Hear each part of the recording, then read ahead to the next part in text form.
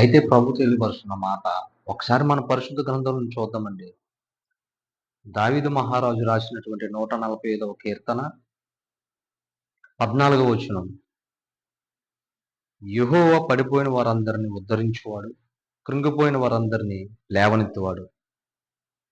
చూడండి మరొకసారి దావీదు రాసినటువంటి 145వ కీర్తన, స్తుతి కీర్తన 14వ వచనంలో యెహోవా పడిపోయిన వారందరిని ఉద్ధరించువాడు, కృంగిపోయిన వారందరిని లేవనెత్తువాడు. చూడండి ప్రియ సహోదర సహోదరి, ప్రభు తెలియపరుస్తున్న మాట ఏంటంటే,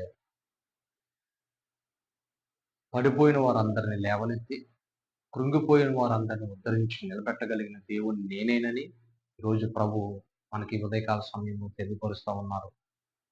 రే సహోదరుడ సహోదరి, దేవుణ్ణి అంగీకరించిన తర్వాత ఆయనే నా దేవుడని మనం ఒప్పుకొని హృదయంలో విశ్వసించిన తర్వాత ఈ లోకంలో ఉన్న వాటి వైపు చూస్తూ ఒక్కొక్కసారి మనం మానసికంగా కృంగిపోతూ ఉంటాం.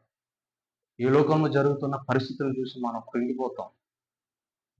అదేదైనా కావచ్చండి. విశ్వాస జీవితంలో మనల్ని కృంగదీసేది ఏదైనా కావచ్చు. అది అనారోగ్యం కావచ్చు, అప్పుల బాధ కావచ్చు, ఆర్థిక ఇబ్బందులు కావచ్చు, లేదా శరీర కార్యాలు, పాపం, దేహాన్ని చంపే ప్రతి పాపం కావచ్చు. మనల్ని కృంగదీయడానికి అవి ముందుకొచ్చినప్పుడు, ఎందుకు నాకు ఈ జీవితం నేను బ్రతకడం కూడా వ్యర్థమే కదని ఒక్కొక్కసారి మనం ఏమనుకుంటామంటే ఆ దేవుణ్ణే మర్చిపోతామండి మనం. మనల్ని సృష్టించినటువంటి దేవుణ్ణి మర్చిపోయి, మనిషిగా మనం ఆలోచించి కృంగిపోయి, నేలను పడిపోయి, విశ్వాస జీవితంలో వెనక్కెళ్ళిపోయి, భ్రష్టులమైపోయే పరిస్థితుల్లో ఈరోజు మనం ఉన్నామండి. చాలామంది సమస్యలు చూసి భయపడిపోయి, సమస్యలు చూసి బాధపడిపోయి, సమస్యలు చూసి బెదిరిపోయి ఈరోజు దేవుణ్ణి జ్ఞాపకం చేసుకోక శ్రమల్లో, కష్టాల్లో మనంతట మనమే ఆ సమస్యను తీసుకోవాలని ప్రయత్నాలు చేస్తూ, ఈరోజు దేవునికి ఇష్టలుగా కాకుండా అయిష్టులుగా మారిపోయేవారు ఎంతమంది లేరండి. కాబట్టి ఈరోజు ఉదయకాల సమయంలో దేవుడు మనతో మాట్లాడుతూ ఉన్నాడండి. అట్టి స్థితిలో మనం ఉన్నామేమో, కృంగిపోని స్థితిలో ఉన్నామేమో, మరలా పైకి లేవలేని స్థితిలో ఉన్నామేమో. అందుకే దేవుడు మనల్ని ఇష్టపడి, మనల్ని ప్రేమించి, ఆ స్థితిలో మనం ఉండకూడదని ఇదిగో ఈ కీర్తన ద్వారా ప్రభు మనతో మాట్లాడుతా ఉన్నారు. కృంగిపోయావా ఒకవేళ,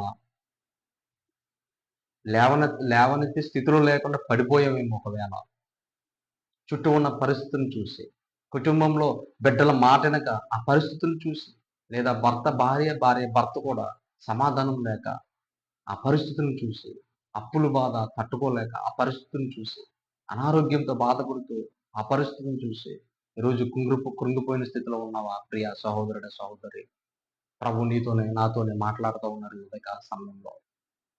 మనుషుల సహాయం వ్యర్థము, ఆ దేవుని సహాయం మనకు ఉండగలిగితే మనం నిలబడగలుగుతామని చెప్తా ఉన్నారు. మరి దేవుణ్ణి ఆశ్రయిస్తావా?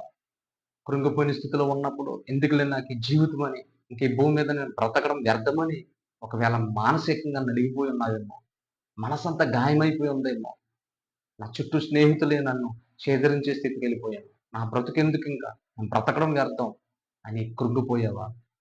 దేవుడు చెప్తా ఉన్నాడు, నీ చేయి పట్టుకుని లేవనెత్తడానికి ఆయన సిద్ధంగా ఉన్నాడు ప్రియ సహోదరుడ సహోదరి.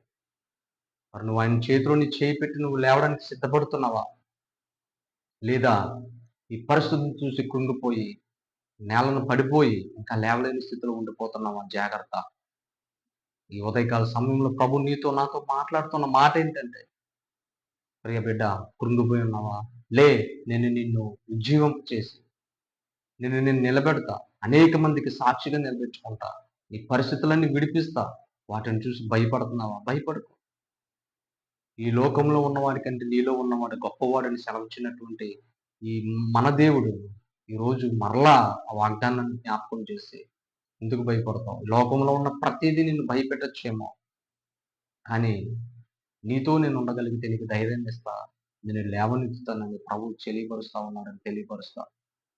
ఎంతకాలమైంది దేవుణ్ణి ఆశ్రయించి, ఎంతకాలమైంది ప్రార్థించి, ఎంతకాలమైంది పరిశుద్ధ గ్రంథాన్ని తెరిచి ఆ వాక్యాన్ని ధ్యానించి. మన శ్రమల్లో కృంగిపోతున్నామంటే, శ్రమల్లో మనం తొట్టిల్లిపోతున్నామంటే కారణం ఏంటో తెలుసండి. ఆ శ్రమ వచ్చినప్పుడు, కృంగుదల వచ్చినప్పుడు ప్రార్థించలేకపోతున్నామేమో, లేదా బైబిల్‌ని ధ్యానించలేకపోతున్నామేమో, పరిశుద్ధ లేఖనాల్లో దేవుడు మన కోసం రాయించినటువంటి మాటలు మనం చదవకుండగా పక్కన పెడుతున్నామేమో. అందుకే ఈ కృంగుదల. ఈ రోజు నుంచి ఆయన మన పరిస్థితుల్లో ఉంగిపోక తొట్టిల్లిపోకుండా నిలబడాలని ప్రభు నామంలో మీ అందరికీ తెలియపరుచుకుంటాం. దేవుడి కొద్ది మాటలు మనందరం దీవించి ఆశీర్వదించును గాక. ఆమేన్.